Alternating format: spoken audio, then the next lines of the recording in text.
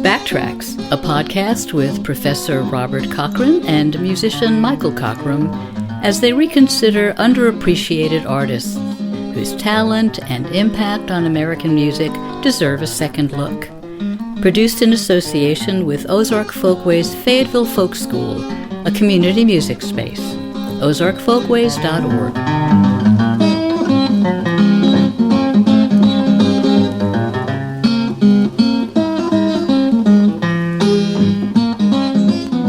One thing I'd like to mention is that we have a new partner in terms of our nonprofit that we're associated with, and that's Ozark Folkways. But Ozark Folkways is headquartered in Winslow.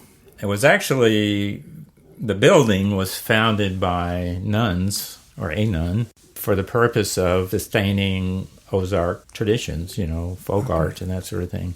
It's Brian and Bernice Hembry, who founded the folk school here. I do know both of them. Yeah, and they moved on, so we were sort of rescued by Ozark Folkways, took over the folk school. Today we're going to talk about Clifton Chenier. This is someone who was introduced to me more years ago than I'll mention in Bob Cochran's class, along with Mance Lipscomb and Joseph Spence and a number of other people. Bob, what gave you the idea of covering Clifton Chenier now? Well, it's as we noticed, we seem to be joined in rescuing Clifton Chenier by a venerable institution. The Smithsonian Museum has just issued a wonderfully produced 4 CD set with as lavish a booklet that I've seen anywhere this side of the German reissue Bear Family releases. It reminds me of the Bear Family, their releases. But Clifton Chenier is now, probably at the peak of his fame, posthumous fame. So, but he fits perfectly the thing that Michael and I started with here. We wanted to do shows celebrating people that we thought had sort of moved away from the mic a little bit. And we didn't want to see him just sort of disappear from the cultural screen. So in one way, it was validating to us to see this thing from the Smithsonian. We picked some right people. On the other hand, our little wagon is trailing along behind, a 747 that's flying out of the Smithsonian. So at any rate, that's and I've known about him for a very long time. And I just liked the things when I would read journalists about music. What attracted me was the social situation, that this was people's music, that he played in dumps, he played in dives.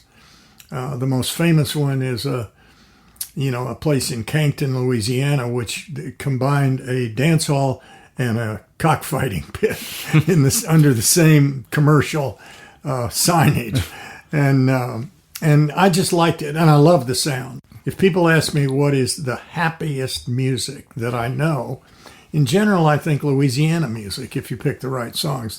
They also have a plaintive lament tradition, but it's dance music is what this is, primarily. Right. And it's good time music. People are having a good time. Yeah. And this music conveys that in a way that I don't think the listener will miss. As Clifton Chenier says, if you can't dance to Zydeco, you can't dance at all. That's right. Yeah, or you need a heart transplant. That's one right. of those kind of things. I mean, it's, you can't listen to it without moving. That's right. In fact, the way you said that, two of us, we are not running a dance studio here because we're chair dancers. We're both, yeah. But I have seen this. I have actually seen this in dance halls where Zydeco music is being played. I've seen people with canes dancing. And I'm of that age almost now. So people take to the floor with a cane. So I think that would prove Michael's point here that you can't sit still. So you have something to start out with. Yeah, I wanted to play a song to start with that would be a kind of Zydeco signature, that this sounds like a Zydeco piece. And the English title, although neither of us speak French well, so we're going to try to finesse that and not speak it. But in English, the title would be, I Know You're Not My Woman.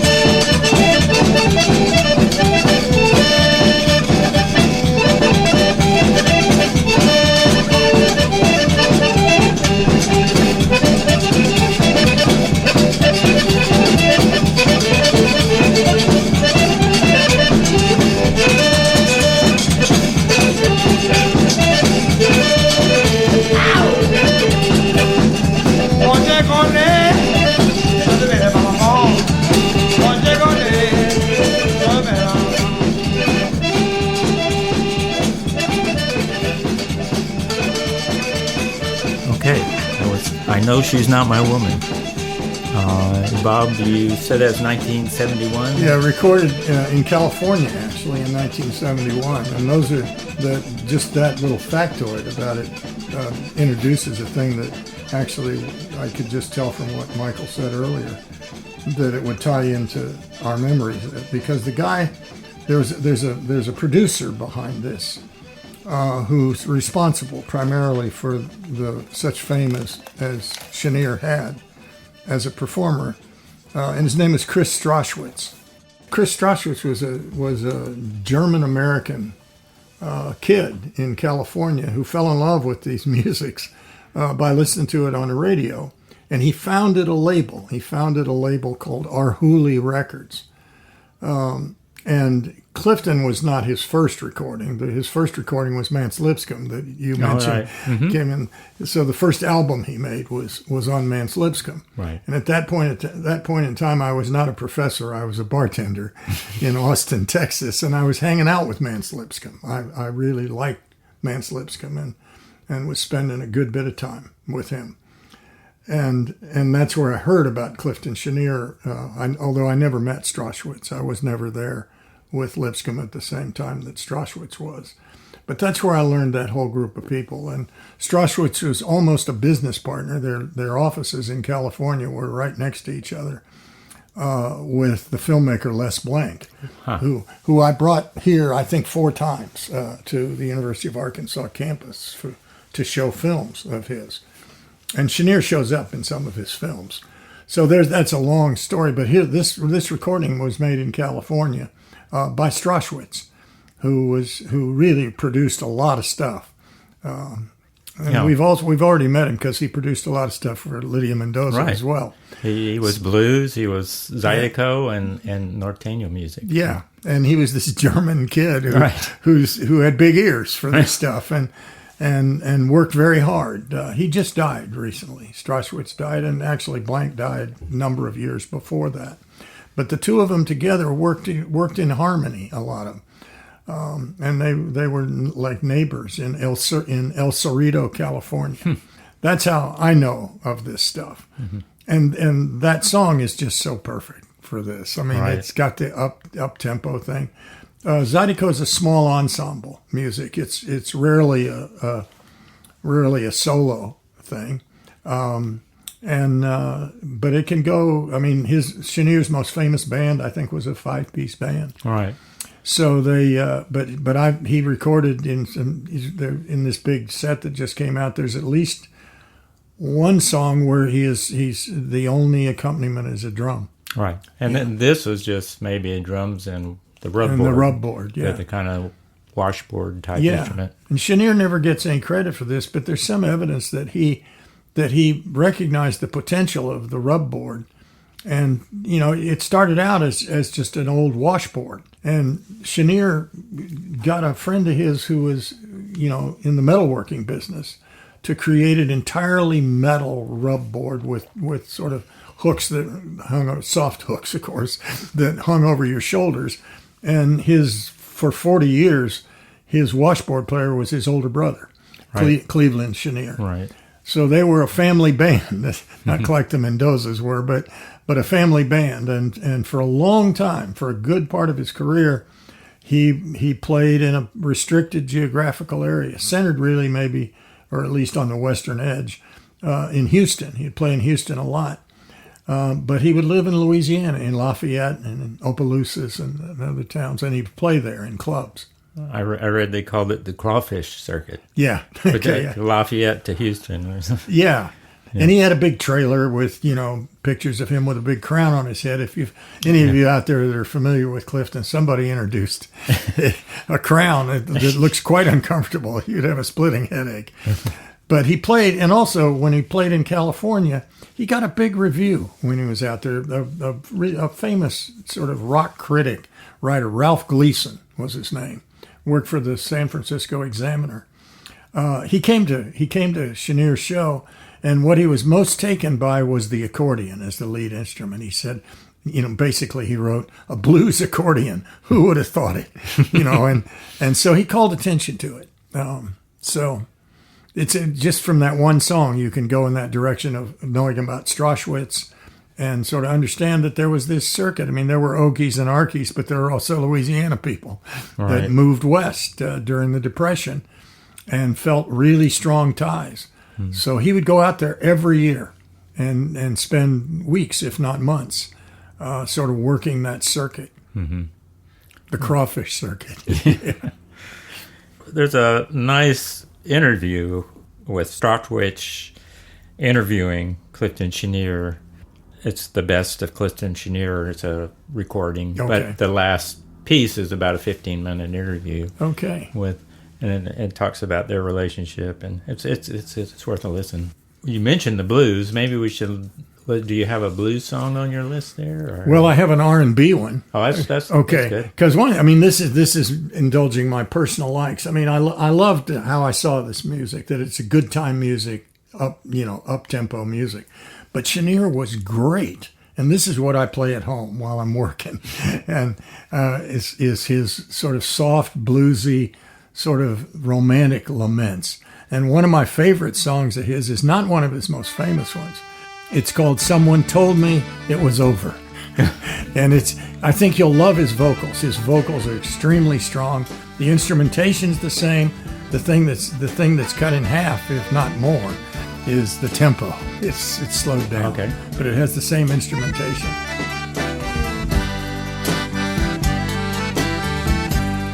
Someone told me it was all over when you walked away from me last night, baby.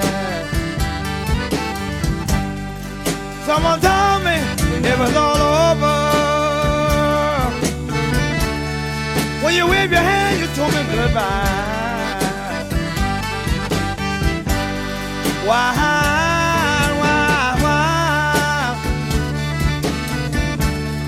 Why you walk away from me, baby?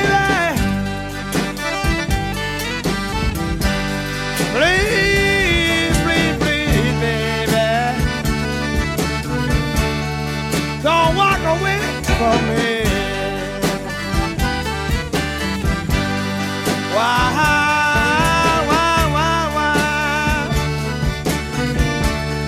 Why you wanna make me cry?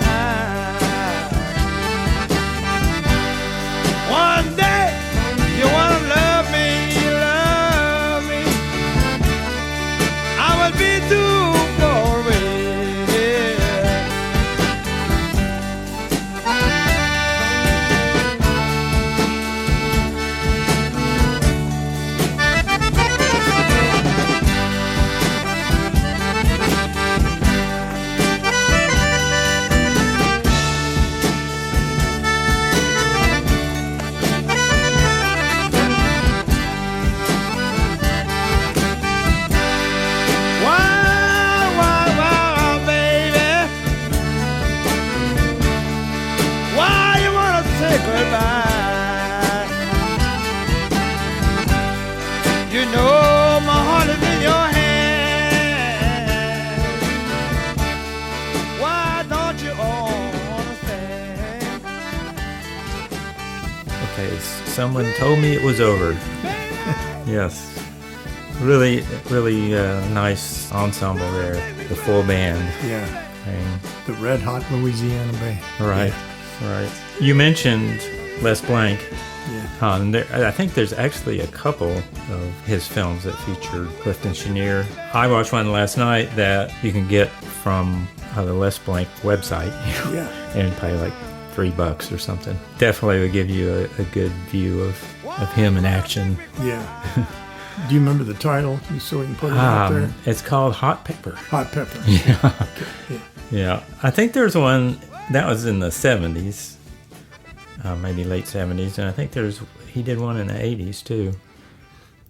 And there's also a Les Blanc film just on Zydeco in general, but it's more the kind of rural version with scene of Mardi Gras in the country, the country version of Mardi Gras. And that I really enjoyed that one. It was, it was really earthy. Yeah, and that's a great way to illustrate, in concrete terms, the abstract thing I mentioned about Blanc and Strachwitz working together. I'm sure they talked, and Blanc was great at taking things in one, clips from one movie and putting a little bit of it in another movie too. So yeah. And he was interested in music and food more than anything else. That's obvious from... Yeah. Speaking of food, I noticed one of the subtitles of the album that we listened to initially was Zydeco sont pas salés. The snap beans are not salty. We were talking before about that it's kind of a metaphor for not having enough money or to season your food, basically. Yeah, and it's a part of a quick verbal exchange. It's a great answer to how you doing. You see somebody on the street, you slow down your friends, and you want to, you both have business, but you want to make some sort of statement reaffirming your friendship. And so the guy says, "How you doing?" And you say, "No salt on the snap bean," means I'm making it, but barely. Right. I'm up against it. Landlord is, knocking on the door. Right. So it was actually a kind of common street expression too, as well as the title of the song.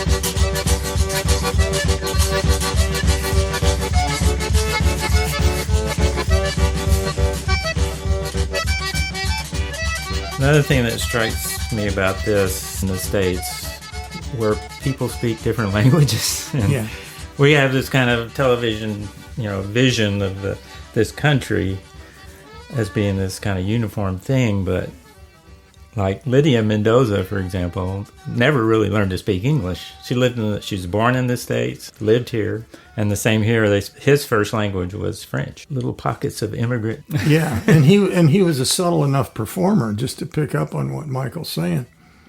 When he plays for an audience that's French speaking, there's a famous song of his. It's called "Since I Met Your Baby," which is a replay of an Ivory Joe Hunter hit from a few years later. And when he sang that for a French-speaking audience, he'll sing the whole song in French. Mm-hmm. But then he's playing for a college audience later. There'll always be a stanza or two in English. Right. Right. So he can adapt the song to the venue, he can, the fancy academic way to say that is that the text changes to respond to the context. Yeah.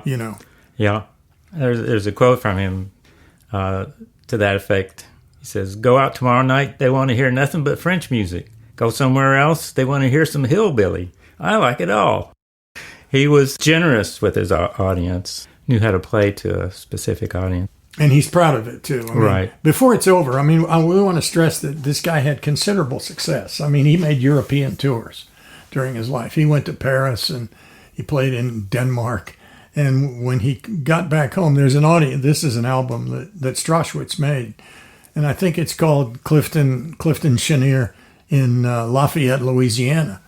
And he's speaking to hometown people.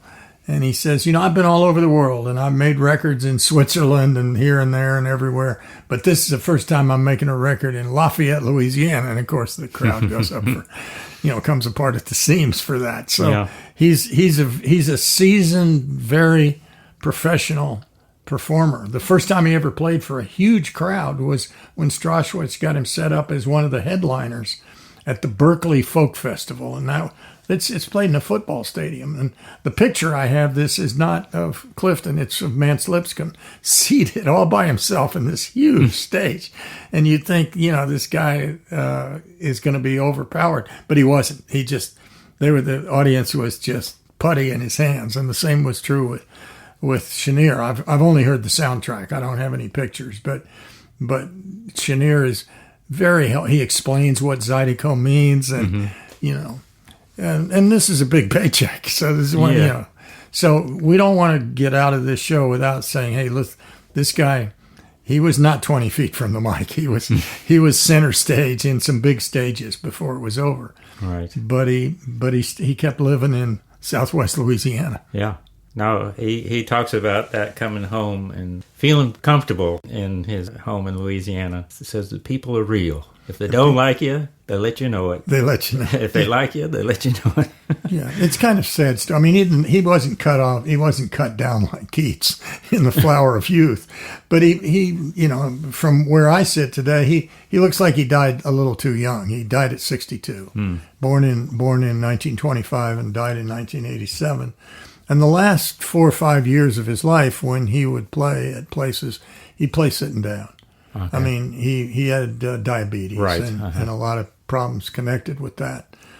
And by the end of the day, I mean, I know nothing about accordions, but he played the biggest commercial accordion. So he was a big guy, but as a young man, he would be a commanding presence in a room, and he'd stand up to play for the whole period and walk around the dance floor and But in the last days, he had to get an accordion that would pump itself. Now I'm over my head there, but he was proud of, evidently the concertina part of that thing, where you're actually creating the thing that makes the instrument, audible. Right. And but at the end of his day, he was getting some mechanical assistance on that. Yeah. So he had a kind of tough life, but boy, he created a broad footprint, and that's what we're trying to stress in this show that we do, no matter who we're talking about. Yeah. He plays the full chromatic accordion, so it's basically got piano keys on it.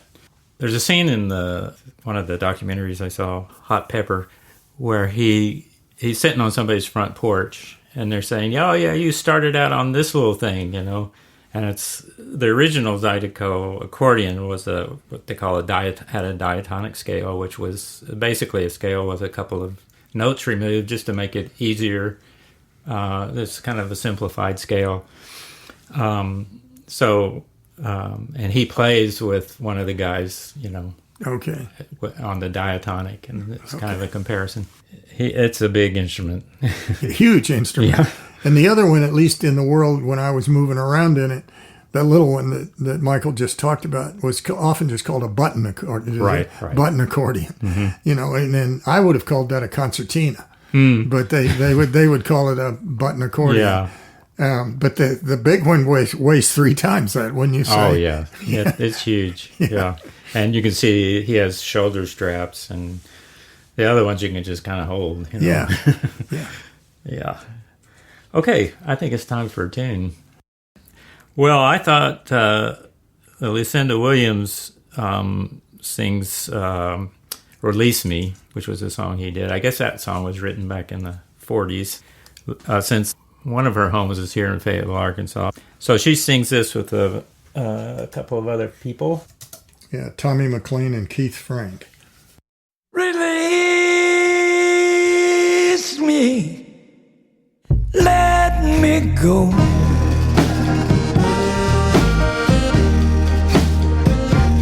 Because I don't love you anymore. To waste our lives would be a sin.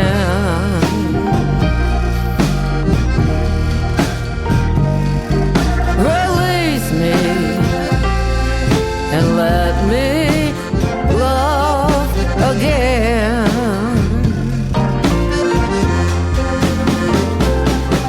I have found a new love, dear.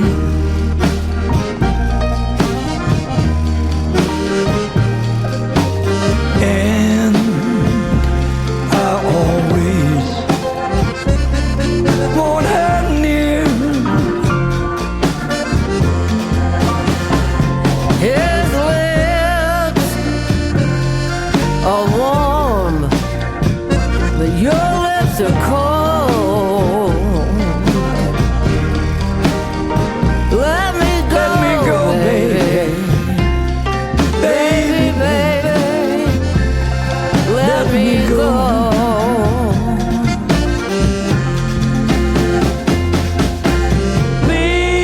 Please release me.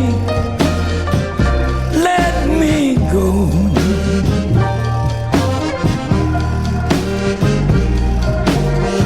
I don't love you Anymore.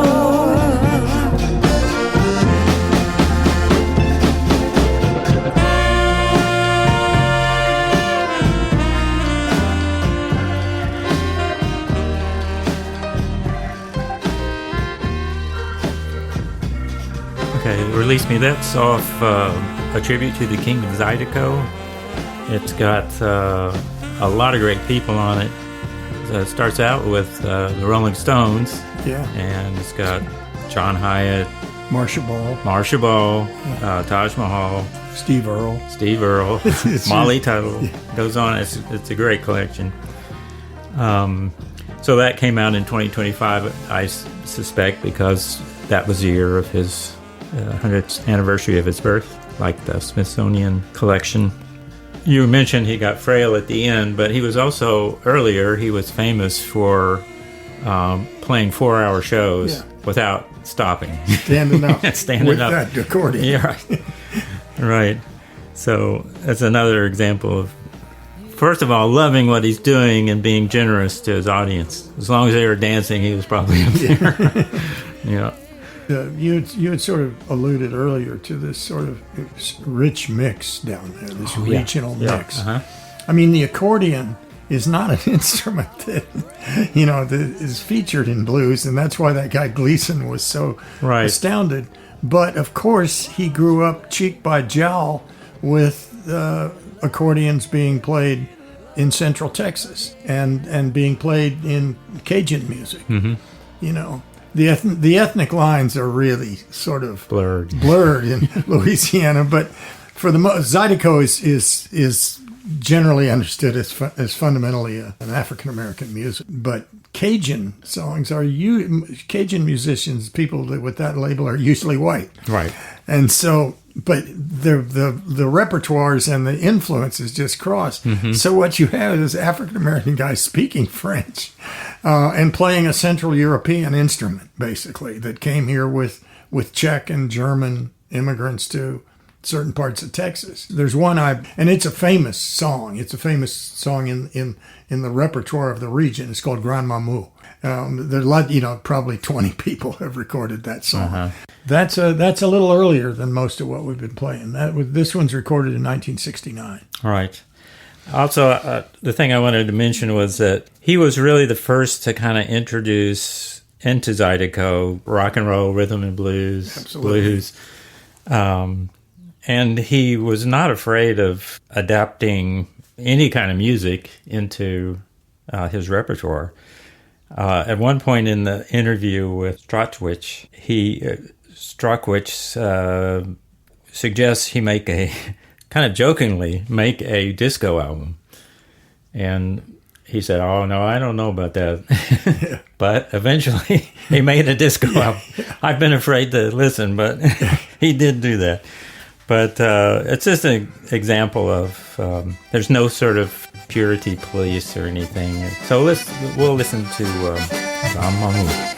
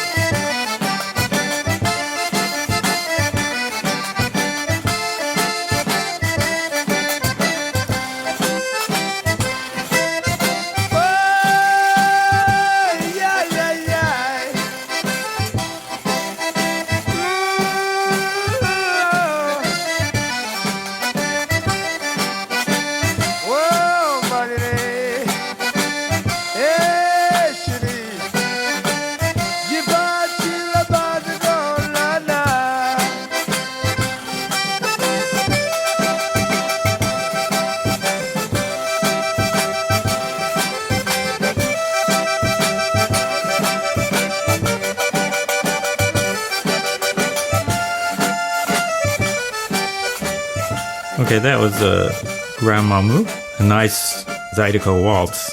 Did you want to go out with that one or something? No, I want to go out with "I'm Coming Home." He chose it as a kind of end of his career song, and his son plays it all the time. Okay, CJ. So I think that's a great closer. Yeah, that's good.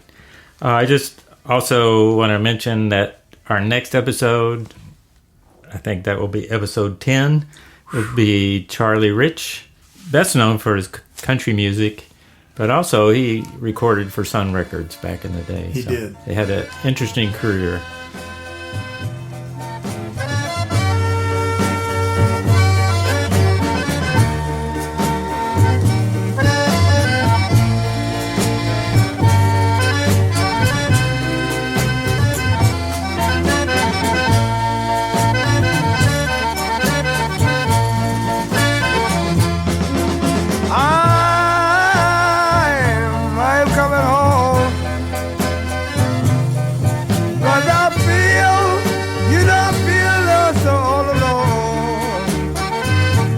Coming back home and meet my old mother, 'cause that's where I belong.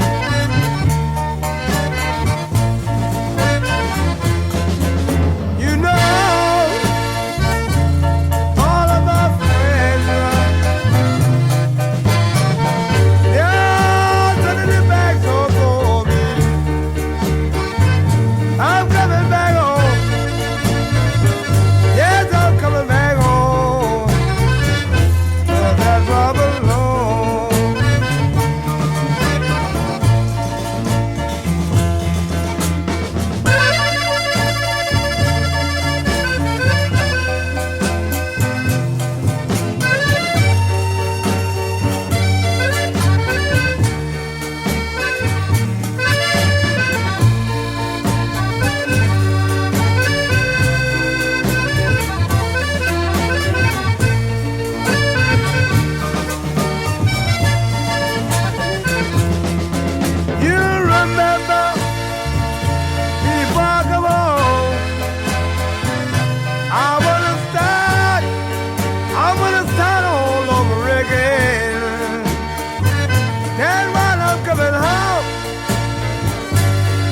going back home, but that's where I belong.